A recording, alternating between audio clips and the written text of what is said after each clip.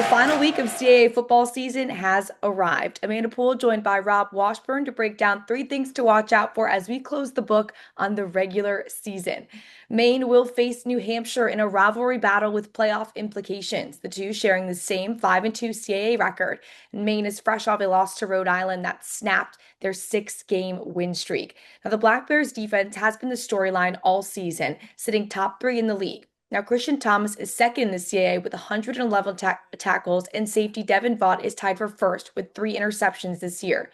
Head coach Jordan Stevens says he's proud of the way his group responded after starting the season 0-4 and bouncing back with 6 straight wins. But now it's time for the unique opportunity to finish. This program's special because we have a rivalry game that we can play for every year. So obviously throw the records out. It's about coming out and be able to focus in on executing and win the game. I mean, obviously, it's a program goal for us to win this game, and as I know it is for New Hampshire. Amanda, New Hampshire comes into Saturday's game right in a 4-game winning streak with all 4 of those victories by double digits.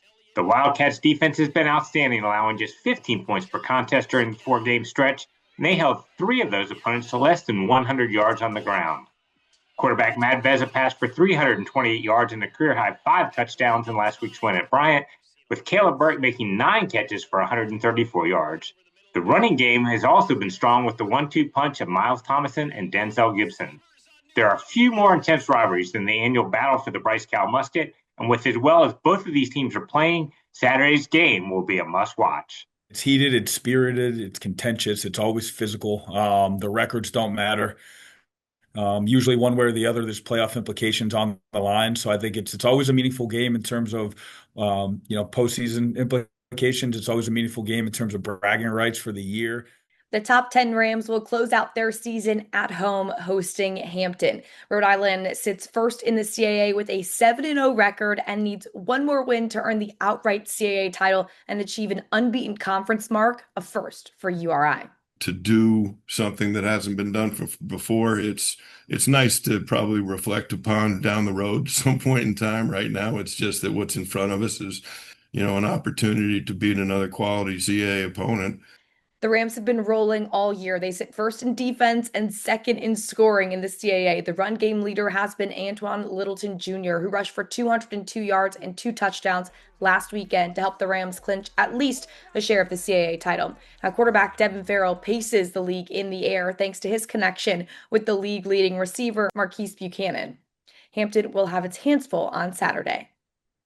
It's been a tough year for Hampton, but they've performed well in stretches and shown the future is bright with some dynamic young players. Last week against William & Mary, the Pirates opened the game with a 14-play, 75-yard touchdown drive and then got an interception from Will Hicks that led to Grayson Goldsmith's second rushing touchdown of the game to make it 14-0. Now, Goldsmith finished with a career-high 86 yards on the ground. Another bright spot has been the play of Harold O'Neal, who is among FCS leaders with 107 tackles. The Pirates will be ready to battle at Rhode Island on Saturday. You bring in 23 freshmen and 9 of them are playing for you right now. With the off season ahead and spring ball, you're excited about what the future looks like here. Campbell closing out its season on the road at Towson, 2 teams that have faced tight contests all fall. Campbell's coming off a 31-24 loss to Elon, a game tied with a little over a minute on the clock, which was their 6th one-score game of the year. Campbell quarterback Camden Sixkiller has been a workhorse, top 5 in the CAA in total offense. Wide receiver Randall King has continued to be his top target, making 9 catches for 103 yards against the Phoenix. Head coach Braxton Harris says he's proud of the success he's seen from this group and is excited about the growth. Last year, there were 6 to 7 ball games that were not a close football game, that we're fighting the claw to stay in the ball games.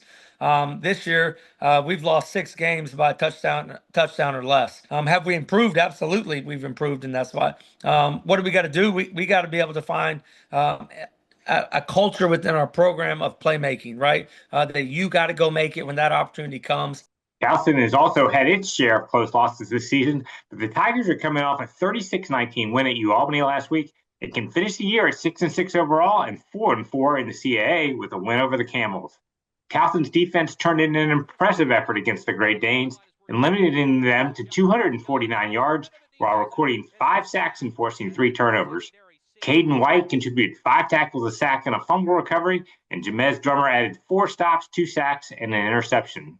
The Tigers have been road warriors this season with 5 victories on the road, but they're seeking their first win at home and would love to make that happen on Senior Day. A lot of good has taken place. Like where we're at right now, would love to change our, a couple of games here or there. But, tomorrow or Saturday is really all we have. So we want to finish on a high note and finish, really on a productive way to end this season and, take some of that into the offseason with us. To tune into these matchups, here's a look at the Week 13 schedule. CAA action starts at noon tomorrow. Follow CAA Football on Facebook, Instagram, and Twitter for in-game updates and scores.